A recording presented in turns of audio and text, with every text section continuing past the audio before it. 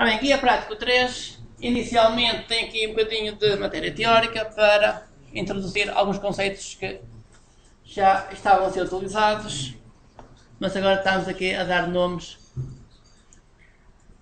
específicos a estas coisas. Ora, geralmente um método para receber valores, recebe os valores através de parâmetros. Portanto, para o método receber valores, temos que declarar um conjunto de parâmetros para que o método possa receber valores. Esses parâmetros chamam-se parâmetros formais. Portanto, quando temos um método que recebe, neste caso a função máxima recebe dois números inteiros e devolve um número inteiro. Portanto, estes parâmetros que temos aqui são o que se chamam-se parâmetros formais. Portanto, são parâmetros que a pessoa cria para receber valores. Ao chamar o método, é necessário enviar valores. Estes valores chamam-se parâmetros atuais. Parâmetros atuais ou parâmetros reais. Reais que os parâmetros que realmente são enviados. Assim como aqui a palavra real aparece muitos números reais, portanto, geralmente utiliza-se se calhar mais o atual do que os reais. Mas existem estes dois nomes para este tipo de parâmetros. Portanto, aqui ao invocar a função máxima, se enviar o número real e o número inteiro, já vimos numa das aulas anteriores que vai ser chamada a função que recebe dois números reais. No primeiro exemplo estamos a enviar dois números, no segundo exemplo estamos a enviar duas variáveis. Estou a enviar aqui a variável A e B e depois a função vai receber estes valores como sendo a variável value 1 e value 2. Portanto, não há nenhuma ligação entre o nome da variável atual para o nome da variável formal. Portanto, aqui o parâmetro formal, portanto, este value 1 tem um nome totalmente diferente da variável que foi utilizada para efetuar a invocação. Portanto, porque na verdade ao chamar o método eu posso enviar valores ou variáveis. Portanto, se aqui a função máxima tivesse aqui int A, int B, portanto, se a função máxima tivesse em termos de parâmetros o int A e int B, este A e B nada teriam a ver com este A e B da invocação. Portanto, isto podia ter os mesmos nomes, mas são coisas totalmente diferentes. Ao chamar o método, o que estamos a enviar é os valores. Que é, o primeiro valor é enviado para o primeiro parâmetro, o segundo valor é enviado para o segundo parâmetro. Portanto, o que se envia é os valores e não os nomes. Portanto, o que interessa é a ordem e o tipo. Portanto, quer dizer que se eu aqui envio dois números, eu tenho que, no outro lado, ter um método que recebe dois números. Se eu enviar duas letras, eu tenho que ter no outro lado um método que recebe duas letras. Se eu enviar três números, eu tenho que ter um método que recebe três. Se eu enviar uma letra e dois números, eu tenho que ter do outro lado uma coisa igual. Um método que recebe uma letra e dois números. Portanto, o número de parâmetros atuais tem que ser igual ao número de parâmetros formais. Depois temos aqui essas regras aqui à frente. Portanto, o primeiro parâmetro atual, portanto, ao chamar o método, é atribuído ao primeiro parâmetro formal. Portanto, o primeiro valor é atribuído ao primeiro parâmetro. E assim sucessivamente para os outros. O primeiro parâmetro atual tem que ser do mesmo tipo de dados que o primeiro parâmetro formal. Portanto, se eu envio um número real, eu tenho que do outro lado receber o número real. É assim, eu posso enviar um tipo menor, posso enviar um inteiro e depois é feita a conversão para o número real. Portanto, também já vimos. O número de parâmetros atuais tem que ser igual ao número de parâmetros formais. Portanto, se eu chamo a função com dois valores, a função tem que realmente receber só dois e não receber três ou receber um. Ora, temos aqui um exemplo. Estas imagens estão com uma qualidade muito fraca, portanto eu vou melhorar aqui a qualidade das imagens. Já disse foi ao criar o PDF que para economizar espaço para o PDF ficar pequenininho. Então ele otimizou aqui as imagens e cortou a qualidade. Portanto, ao chamar o método máximo, o x e o y são os parâmetros atuais ou reais. Onde é que eu vejo aqui os reais? Tem os dois nomes. A função máxima, para receber aqueles valores, portanto, cria parâmetros formais. Portanto, e eu aqui chamei A, B, eu podia chamar x, y ou qualquer outra coisa. Portanto, não há aqui uma ligação direta entre uma coisa e outra. Porque o que é enviado são os valores. O que vai ser enviado vai ser os valores. Isso quer dizer que... Vou aqui pegar um exemplo.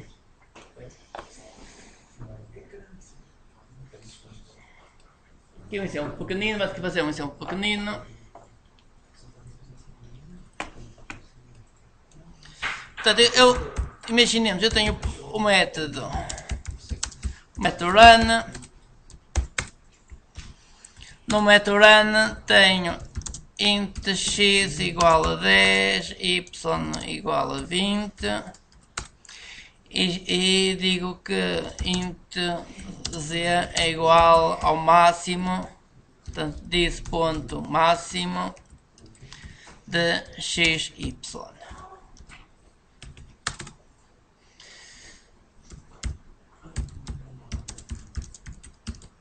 Agora criar a função máximo recebe o x e recebe o y.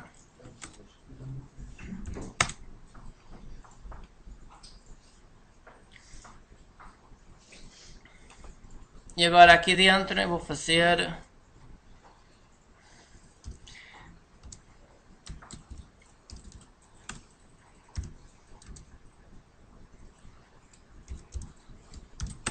eu vou aqui fazer um quadro batota.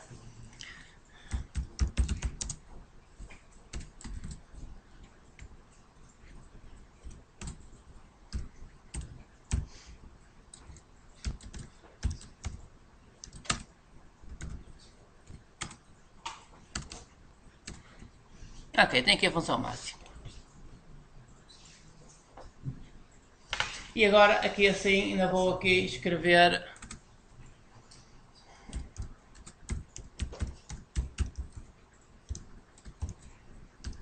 o valor de x no ecrã.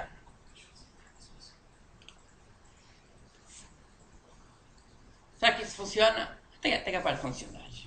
Agora vamos ver o que é que estou aqui a fazer. Eu estou a fazer o seguinte.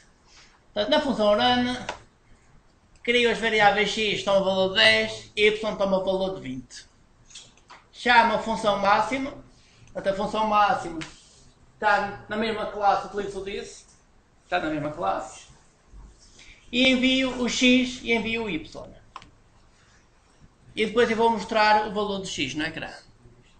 Portanto, eu aqui eu quero ver se a função máxima se altera o x ou não. Portanto, eu envio uma variável e quero ver se esta variável sai alterada ou não, depois da função máxima. É isso que eu estou aqui a ver. A função máxima recebe o primeiro valor como sendo a variável x, recebe o segundo valor como sendo a variável y. E começa por alterar o x. Portanto, troca o sinal do x. X toma o valor de menos x. X menos igual a x. Portanto, isto aqui não, isto não pode ser assim.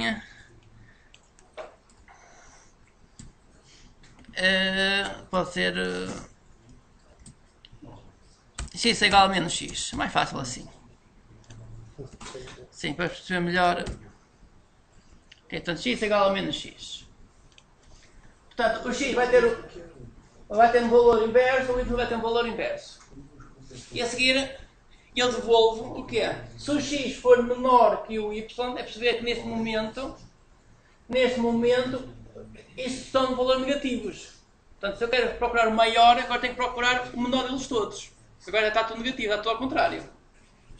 Se o x for menor que o y, devolvo o x. Só que, entretanto, se troca de sinal. Está ali o menos para trocar de sinal no início. Que caso contrário, devolve o y. Portanto, na verdade, isto acaba por devolver o máximo. Sim, daqui a pouco já explico para a interrogação. Daqui a pouco já vou explicar para a interrogação os dois pontos. Portanto, esta função, na verdade, devolve o máximo. Só que, entretanto, faz aqui uma troca de valor de sinal das variáveis. E agora a questão é, isto afinal vai mostrar o número 10 ou o número menos 10. Essa é a questão. Portanto, isto mostra o número 10 ou mostra o número menos 10.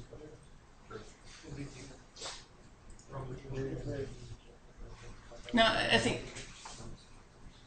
o valor do x é trocado, o valor do x fica menos 10, mas depois ele devolve o valor 10, mas o valor 10 vai para o c e ignora o valor do z.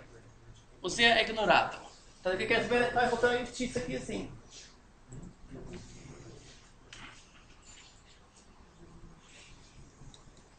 Esse x vai devolver o negativo.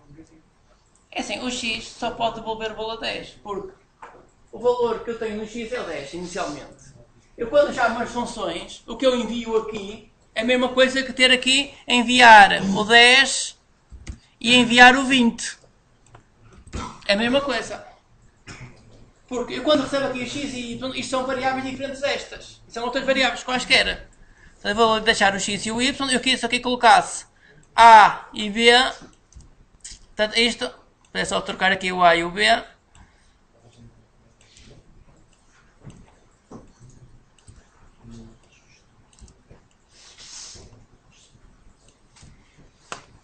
Portanto, isto continua a funcionar. Porque estes parâmetros, isto são parâmetros para receber os valores. Independente de quais são as variáveis aqui. Aqui pode ser x, y, pode ser a e b, pode ser outra coisa qualquer. Portanto, estes valores são enviados para o método, nesse caso para esta função. Portanto, a variável está enviada como valor. Portanto, o que se envia é os valores e não o nome da variável. Não, é assim.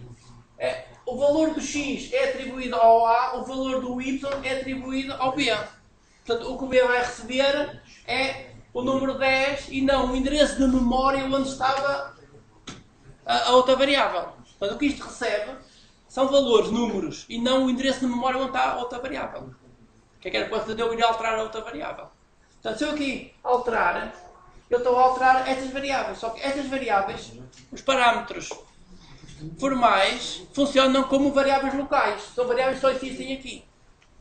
Portanto, se eu alterar estas variáveis, eu estou a alterar só as variáveis aqui locais. Portanto, as variáveis de fora nunca são alteradas. Portanto, é bom ter essa noção de que estas variáveis, portanto, eu agora chamo com x e com y, a seguir chamo com o y e com o z.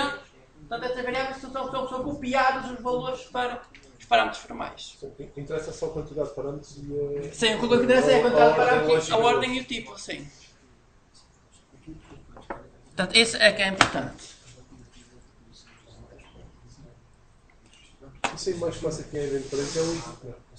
Sim, eu agora vou explicar isto. Ora bem, isto que temos aqui assim, isto que temos aqui, o ponto de interrogação, 2 pontos, isto chama-se operador ternário.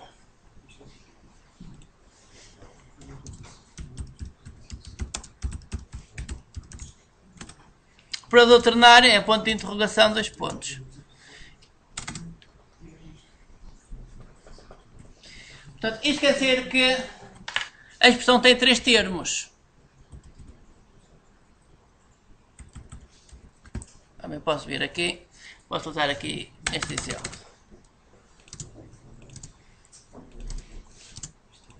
Portanto, esta expressão tem 3 partes. Tem a condição, o a ser menor ou igual a b. Portanto, isto, a primeira parte é uma condição. Portanto, tem que dar um valor verdadeiro ou falso. Primeira parte.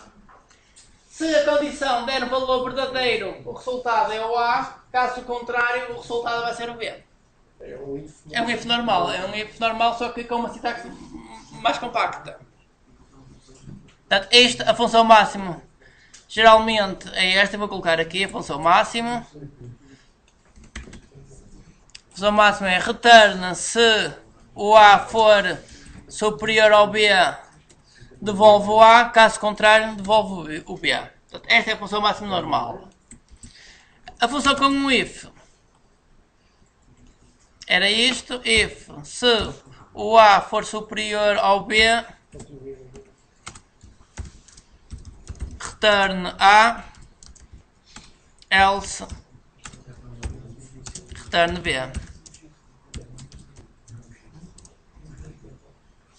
Portanto, esta é a função máxima normal.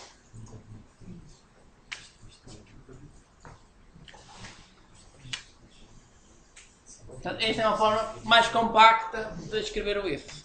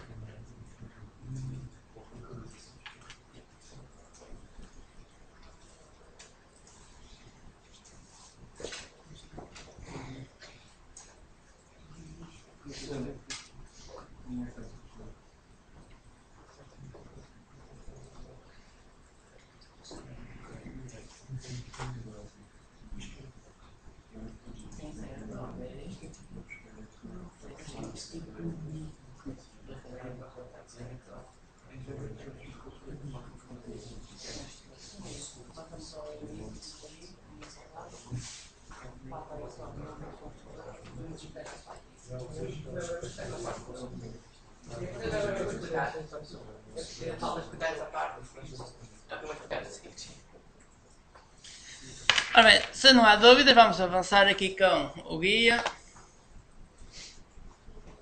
Bem, nós nesta aula, ao criar uma classe, estivemos a definir um novo tipo de dados. Esse novo tipo de dados, portanto, vai ter um conjunto de métodos. Esses métodos definem o comportamento desse novo tipo de dados. Depois pode ter variáveis, para já ainda não há variáveis. Portanto, isso iria definir o estado desse novo tipo de dados.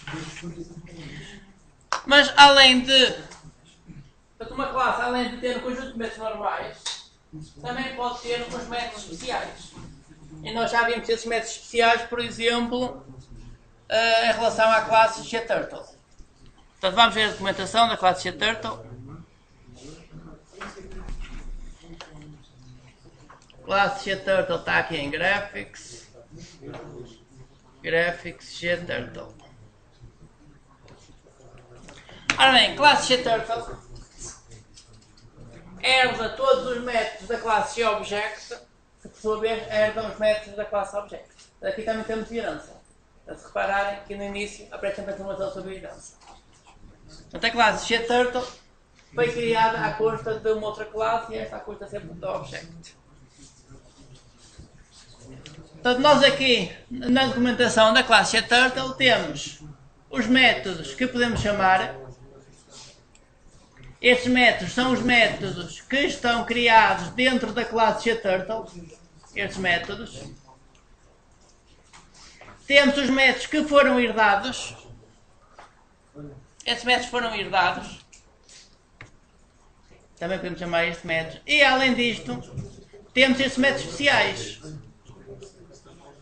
São os construtores.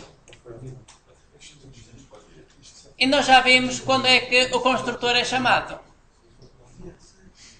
Quando é que o construtor, ou este, quando é que o construtor é chamado. Ora bem, estes métodos são chamados quando se cria o objeto. Ao criar o objeto, eu posso enviar valores ou não enviar nada. Portanto, isso quer dizer que estou a chamar aqui estes métodos. Portanto, ao criar um objeto, eu crio um objeto e não envio nada, ou então envio a posição. O que estes métodos fazem é iniciam as variáveis internas. Mas é válido para qualquer objeto. Qualquer objeto tem que ter um construtor assimilado. É assim, para se criar um objeto, tem que existir um construtor público. Portanto, isto tem que estar público. Se o construtor estiver privado, isso evita que a pessoa que cria objetos dessa classe. Às vezes é útil isso. Isso é útil porque depois existe um método interno, depois é um padrão, depois vai-se falar em P2 talvez. Portanto, às vezes o construtor está privado, que é para a pessoa a não poder criar objetos diretamente. Mas de uma forma geral, o construtor é um método público que é que permite iniciar o objeto. Portanto, eu ao criar a memória, portanto, tenho uma zona de memória onde vai lá ficar o objeto, mas eu quero logo, no momento de criar o objeto, logo colocar valores. Então quem coloca esses valores logo no objeto é o construtor. Portanto, a pessoa pode chamar um ou outro, depende se quer ou não enviar dados para este método especial no momento de criar o objeto. Portanto, nós já vimos aqui, por exemplo, aqui, portanto, eu posso chegar aqui e fazer, ao criar um objeto myMath, m igual a new myMath. Ponto e vírgula. Ora bem, eu aqui estou a criar um objeto, estou a colocar aqui, abrir parênteses, fechar parênteses, isso quer dizer que eu estou a chamar o construtor por omissão da classe.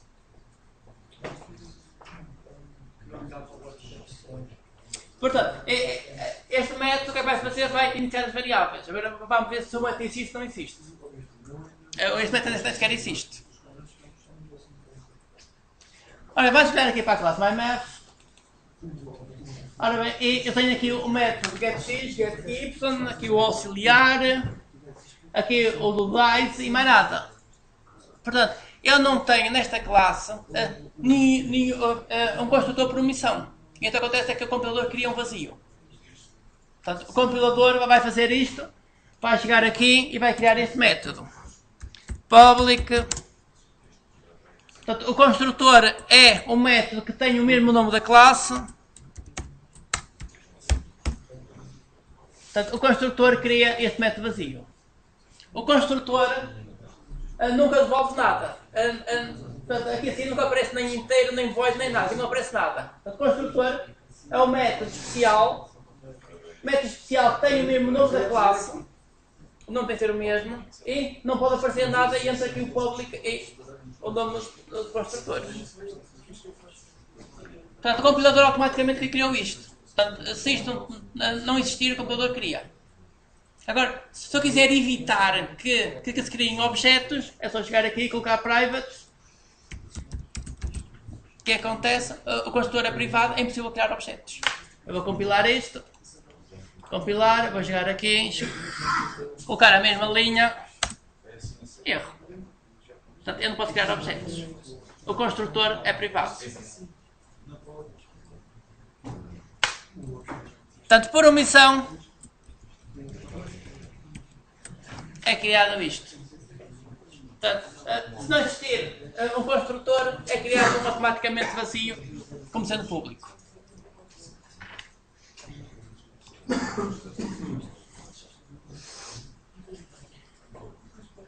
Ora, e vamos então agora ver o que é que vai ser o guia prático para esta aula.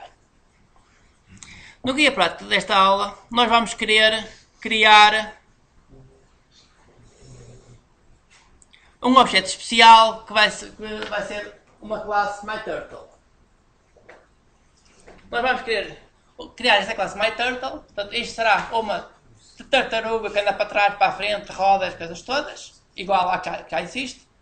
Portanto, eu vou utilizar a herança para criar esta classe. Portanto, em vez de estar a criar a partir de nada, eu vou utilizar a herança, que é este boneco que temos aqui.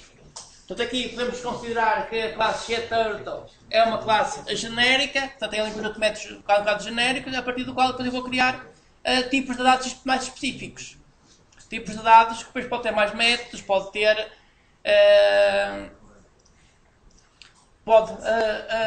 alterar o comportamento dos métodos anteriores e por aí em diante.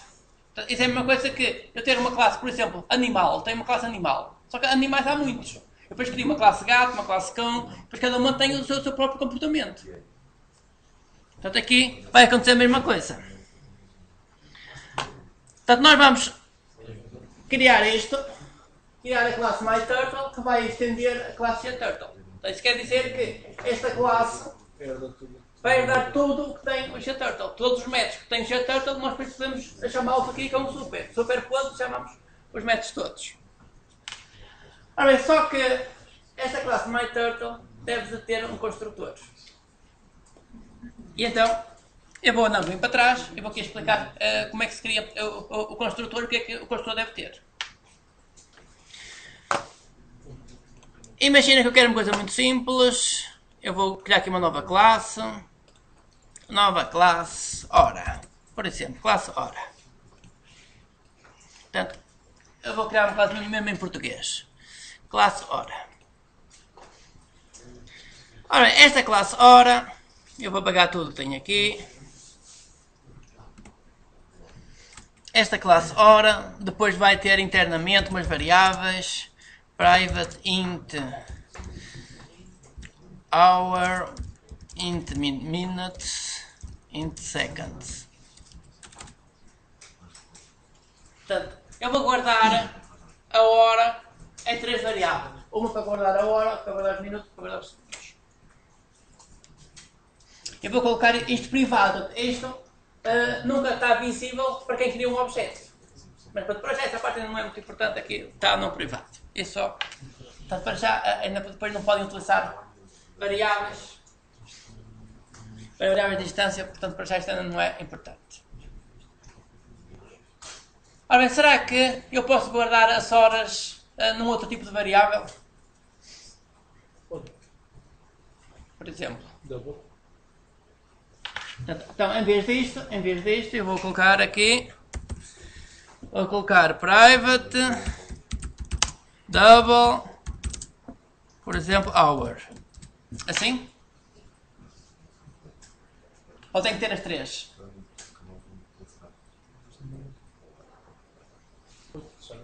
Mas pode guardar, tendo em conta que uma coisa é real, os outros vão ser todas reais. Agora, é preciso sempre definir as 3. Ok, então, é isso que eu queria saber, tentar uma, tentar as 3. Então chegava aqui double minutes,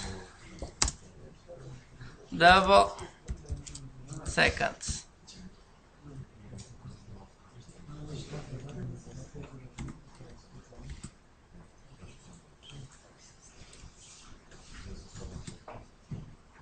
Outra possibilidade.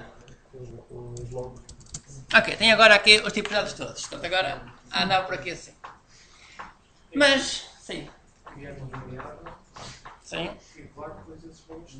Ok, também se pode fazer isso, que é criar uma variável que guarda os valores todos. Então, pode ser só uma variável a guardar os valores todos. Por exemplo, posso ter aqui private seconds do tipo, por exemplo, long seconds. Portanto, esta variável vai guardar os segundos todos. Portanto, se eu sei que quero uma hora são 3600 segundos, mais não sei quantos, depois vai ter um número grande. Portanto, eu posso ter uma variável que guarda a hora como sendo só segundos. Portanto, internamente vou ter só segundos. Ou então, eu posso também guardar isto no número real. Posso fazer private double hours. Portanto, em vez disto, colocar isto em comentário. Portanto, eu tenho uma variável que guarda o número real. Na parte inteira eu posso guardar as horas. Na parte decimal posso guardar o resto. Ora bem, isto para mostrar o quê? Para mostrar que não é importante como é que eu guardo as coisas. Portanto, a pessoa do lado de fora não necessita de ver como é que internamente eu guardei os dados. Porque eu posso guardar isto de muitas formas diferentes. Eu posso aqui inventar um outro método maluco para guardar os dados. Eu posso utilizar aqui o double e guardo na parte inteira, guardo as horas e os minutos, na parte decimal guardo só os segundos. Portanto, tem aqui muitas possibilidades diferentes. O importante é depois os métodos que existem para eu estar aqui a trabalhar com as horas. Portanto, o importante é, se eu enviar uma determinada hora, depois eu obter essa hora também. Portanto, se eu chamar o método para obter a hora, tem que obter a mesma. Independente de quais são os cálculos que são feitos aqui internamente. Nós podemos colocar só um método privado, em vez de estarmos a colocar privado em todas as declarações de variáveis também. Posso colocar private, vou colocar a classe private hora, e depois tudo que para ali dentro fica privado, não preciso estar sempre a repetir as declarações de private em todas as variáveis. Sim, como temos aqui. Então, o private aqui declara muitas variáveis para cima e declarar as variáveis, tudo o que tiver dentro daquela classe fica privado. Não, é assim, isto é só quando coloca a fonte vírgula acaba, por exemplo, eu tenho que colocar o private se quiser para mas é o private na classe. Em vez de ter uma não, é assim, aqui o private é uma coisa muito diferente, portanto isso é outra coisa muito diferente. Portanto, isso já tem a ver com pacotes, já tem a ver com outras coisas, portanto aqui já é uma coisa diferente. Portanto, quando declara variáveis, geralmente as variáveis estão tão privadas porque portanto, não interessa ao utilizador como é que ele guarda a informação. Portanto, como é que internamente as coisas estão efetuadas. Ora bem, o importante aqui é, eu quando criar um objeto desta classe, é importante que estas variáveis, ou uma destas, as variáveis que existem tenham valores válidos. é importante que isso tenha valores válidos. Esses valores válidos pode ser valor 0, pode ser um meio-dia, pode ser uma coisa qualquer. Portanto, para isso, criam-se os construtores. Portanto, eu vou criar aqui um construtor, public, hora, portanto, um construtor por omissão, e, por exemplo, por omissão, a hora vai ser o meio-dia. Então, eu vou fazer this.hours, toma o valor de 12. Portanto, quem está a implementar é que define os valores por omissão. Escolhe os valores por omissão.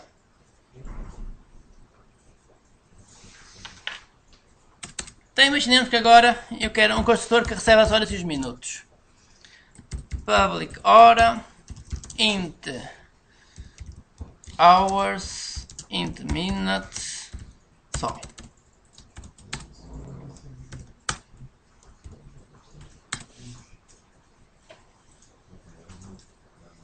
Como é que isto agora se resolve?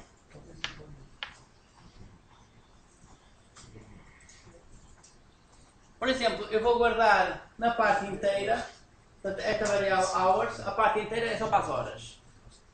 O resto é para minutos e segundos. Portanto, tenho que colocar nesta variável o valor das horas e depois adicionar os minutos a dividir por 60.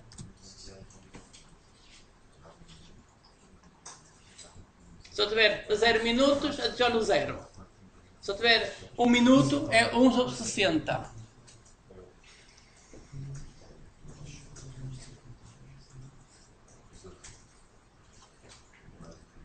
Ok? O que é que aqui está errado?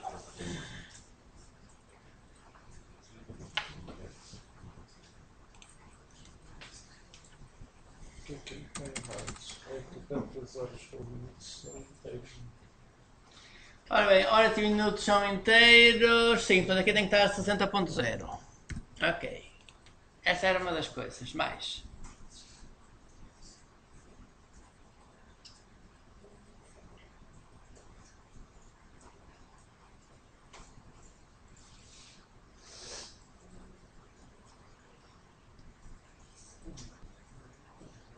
Ora bem, temos aqui um conflito de nomes. Temos esta variável hours e temos o parâmetro com o mesmo nome. Temos aqui um conflito de nomes.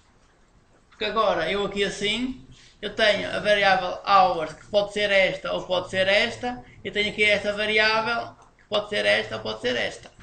Mas está numa classe diferente. A classe é a mesma. A classe, portanto, tudo isto está na classe. Esta variável, como está fora dos métodos, é visível em todos os métodos. Como está fora, é visível em todos os métodos. Os parâmetros são visíveis só no próprio método. Não vai ser substituído à medida que o programa for? Não. Ok, agora eu vou explicar o que faz o compilador neste caso. O compilador, quando encontra uma variável, ele tem que ir à procura da variável, à procura de onde é que essa variável está definida. E então o que é que faz? Ele procura, anda para trás, à procura a ver onde é que a variável está definida. A variável está definida como uma variável local aqui no método, está aqui uma variável local. Se não for uma variável local, vai procurar os parâmetros. Se não for os parâmetros, vai procurar a classe. As variáveis são visíveis em todos os métodos.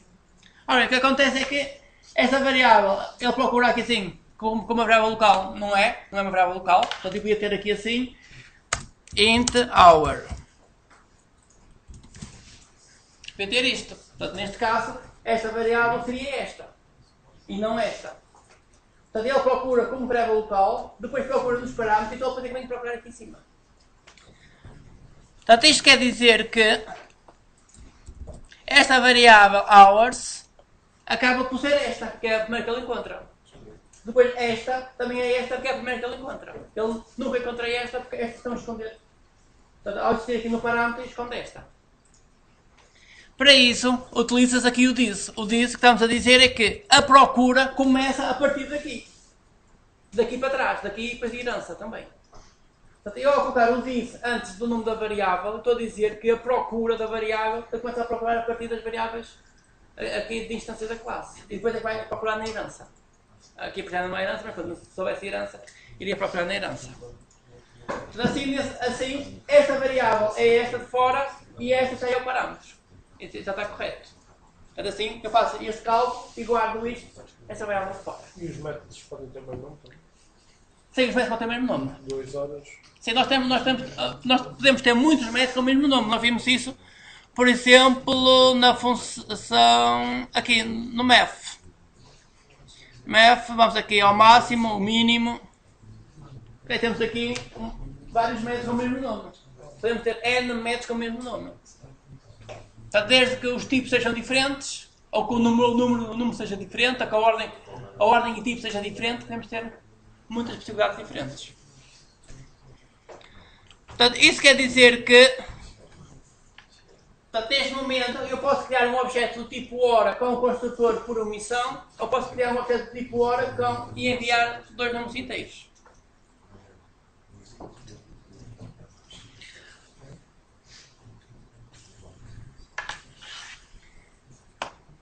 Até aqui está percebido?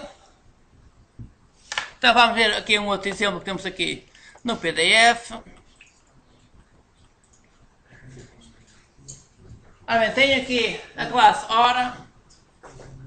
Neste caso, eu tenho 3 variáveis, que eu pedir só uma, como vimos. E tenho um construtor que recebe as 3 variáveis. Portanto, tem que aparecer aqui o this, que é para indicar que a variável é a variável de fora e não o parâmetro. Portanto, isto realmente atribui os valores às variáveis de fora. Ora bem, esta parte ainda não é assim muito importante. O mais importante é o que vem a seguir, que é definir o construtor quando temos herança. Aí ainda tem mais algumas coisas diferentes.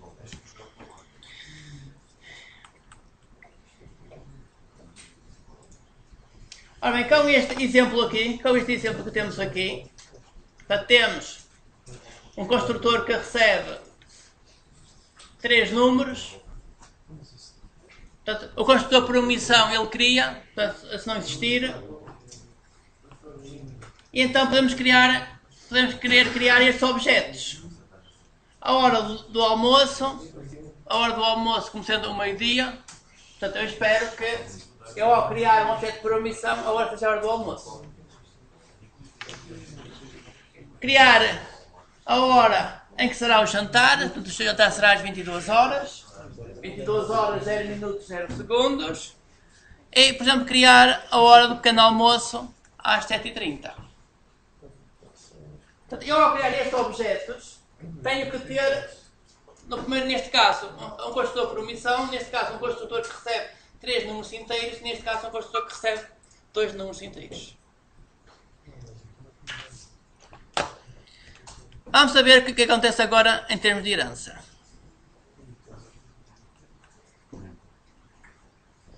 Ora bem, em termos de herança, portanto, isto é o que vocês vão ter que criar agora na parte prática, que é uma classe que vai estender de GTurtle. Portanto, assim estamos a criar uma classe a partir de conjunto de métodos já existentes.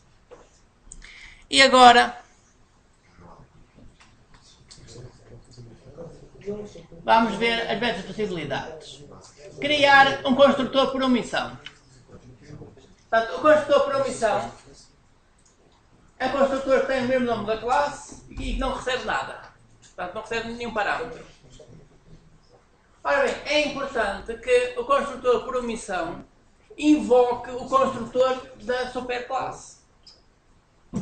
Temos aqui uma outra utilização do super. Super aprende fecha parênteses. Portanto, isto está a chamar o construtor da superclasse. Porquê? Porque senão não há nenhum método que vai iniciar as variáveis da superclasse.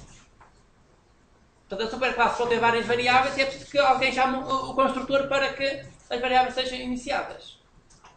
Porquê? Porque eu agora depois vou criar um objeto da classe MyTurtle. Ao criar um objeto da classe MyTurtle, estou a chamar o construtor por omissão. Só que agora chamar o construtor por omissão também de GTurtle. Por isso, o construtor por omissão tem que chamar o construtor da superclasse. É assim, se isto não tiver nada aqui, ninguém chama aqui o construtor por omissão. E então, imagina que isto aqui coloca uma cor, por exemplo, azul por omissão. Então não há ninguém a chamar esse método para colocar azul. Então ficava com cor, ficava vazio, ficava zero, ficava qualquer coisa lá na memória. Portanto é necessário chamar sempre o construtor, que é para o construtor ir colocar os pontos certos. Portanto, isto tem que ter aqui o super a chamar o construtor da superclasse.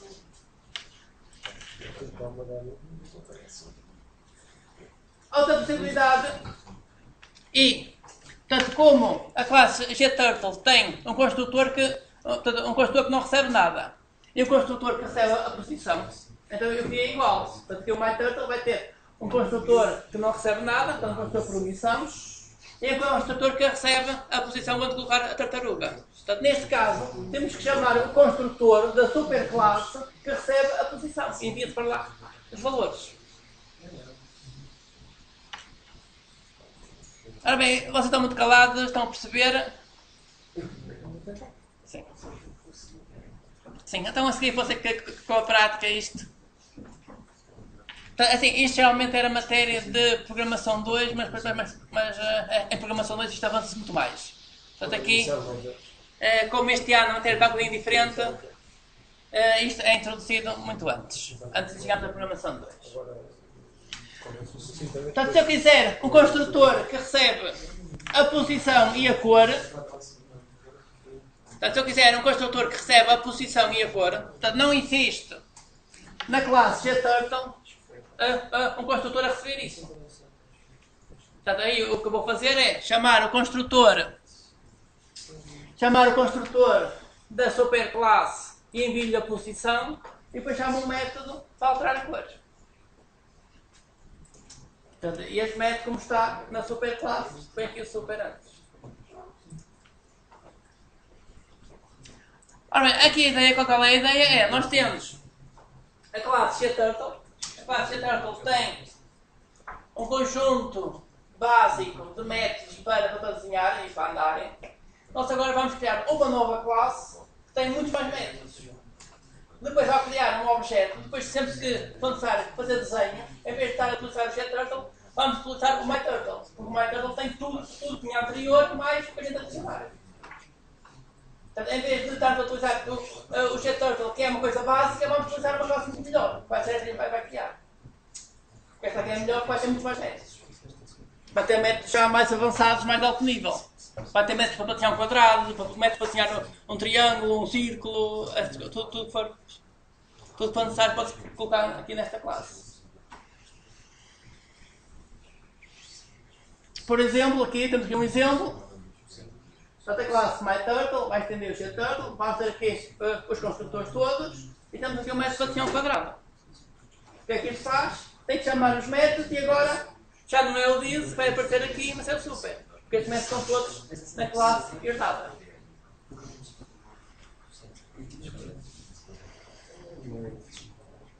Depois, utilizar isto. Temos aqui um exemplo. Portanto, vamos criar uma segunda classe.